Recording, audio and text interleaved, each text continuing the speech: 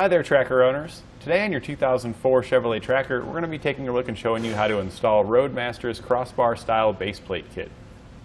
And this is what our baseplate looks like when it's installed.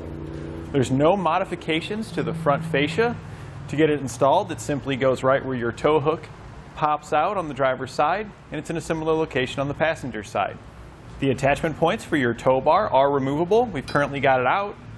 And that way you get a better factory look with it because it stays kind of tucked in the bumper and you almost don't even notice it. When you're ready to use your tow bar, you can slide the arms in. And these can be left in all the time if you so like. Once they bottom out, you can secure it by inserting the pin and then placing in the clip.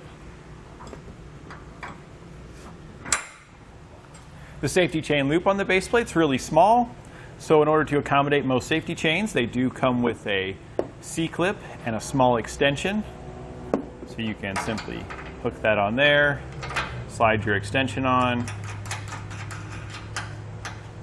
and tighten it down, as this will accommodate just about every shape, size, and style that they have out there.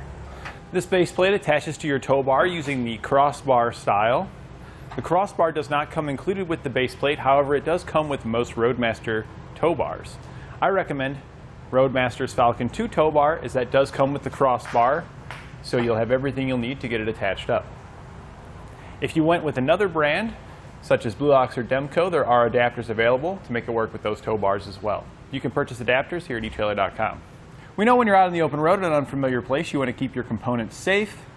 So on our tow bar connection point on our base plate, we have a place to slide a padlock in so the removable arms cannot be taken out. Your base plate is one of 5 main components you're going to need in order to tow your tracker down the road. In addition to your base plate, you're also going to need your safety cables, which will attach to the extensions. You'll need your braking system, which can either be portable or a permanently installed one, and diode wiring.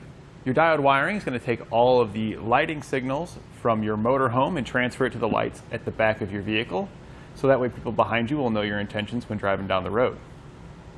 And lastly, you'll need your tow bar, which is the connection between your base plate and your motorhome. And this is what your base plate is going to look like when your flat tow setup is complete. We've got our crossbar installed between our base plate, which gives us our connection point for our tow bar. Your crossbar typically comes with your Roadmaster tow bars, so you don't have to worry about purchasing it separate. If you do have a non-Roadmaster tow bar, we have adapters available here at etrailer.com. Depending on which tow bar you purchase, you may or may not need the crossbar to work with the adapter. The base plate is the foundation of your flat tow setup. It provides the connection point for your tow bar on your vehicle, and it holds the bear of the weight as it's pulling it down the road. And you snowbirds will like this because it makes it so easy to hook up your tow bar and take your vehicle with you down to Florida. And if you've got your vehicle at the campsite, you'll appreciate how easy it is to disconnect. You don't have to work with the tow dolly. You can hop in your vehicle and run and pick up some additional supplies in a breeze. What I really like about this base plate is how easy it is to install. Typically when you have to install a base plate on your vehicle, you have to remove the fascia. You often have to drill into the frame. There's a lot of hardware and you have to cut out holes and modifications. You don't need to remove the fascia. You can slide it in and attach it with the included hardware. There's no drilling required, and it provides a really clean look since you didn't have to make any modifications to the fascia. We'll begin our installation underneath the front of the vehicle.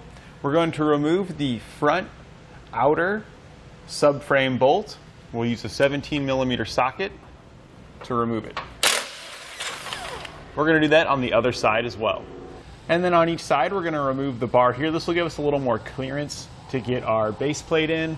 There's going to be 3 bolts you'll have to remove, 2 on the frame and 1 underneath, and we'll use a 10mm socket to do so.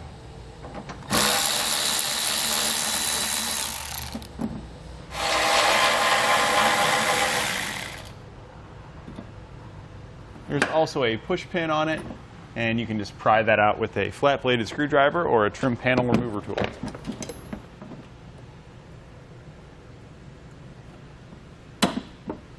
We can now insert our base plates.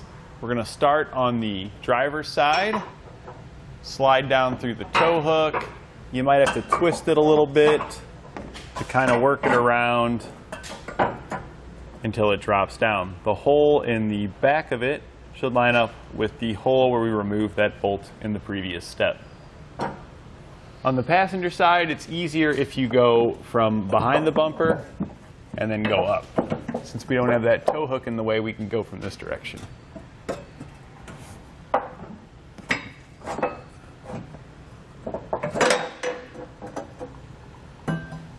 We'll now take our top braces and we're going to sit it above the frame. We want the small notch here. You can see it's offset, so we want it to be offset towards the outside of the vehicle, so towards your tire, and we want the notch to also be towards the front of the vehicle. This is going to go up on top of the frame and sit up there like that. You also need to take 2 of the longest bolts that come in the kit, and you're going to push those down through the holes on each side, and they should hang down on each side of the frame. And we're going to do that on the other side as well. We'll now take the new bolts that come in our kit. These are going to be the longer fine threaded bolts. You'll have 2 of them in the kit. Those are going to replace the bolts that we had removed here. Make sure you go through your base plate when reinserting it back up into the frame.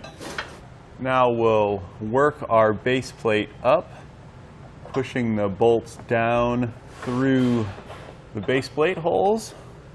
And then on the other side, we're going to place a lock washer and a nut.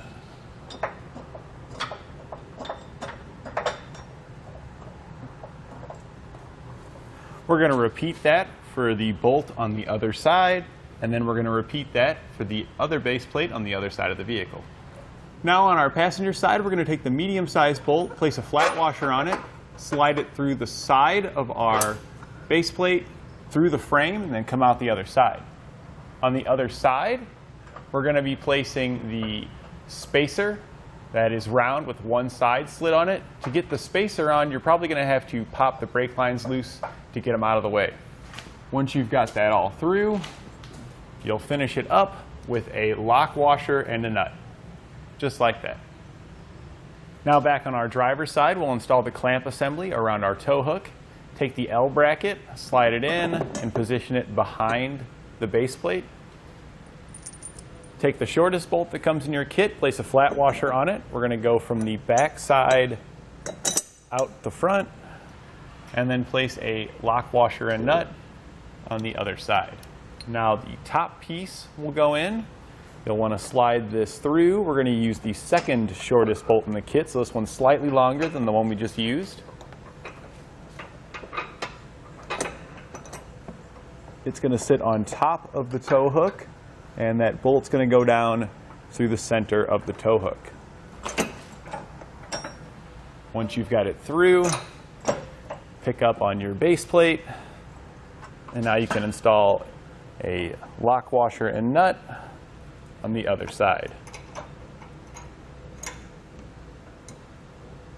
You'll now want to take a little bit of red Loctite and place it on each of the bolts. Red Loctite doesn't come included with your kit, but you can pick some up here at etrailer.com. And now with everything in place, we can go back and tighten down all of our hardware. We're going to use a 19mm socket and wrench to tighten it all down.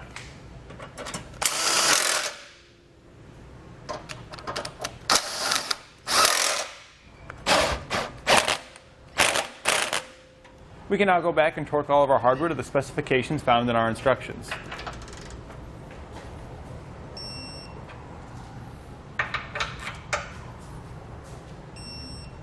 We can now reinstall our braces that we removed towards the beginning. We'll put these back in place and then reinstall the hardware. And that completes our installation of Roadmaster's Crossbar-Style Baseplate Kit on your 2004 Chevrolet Tracker.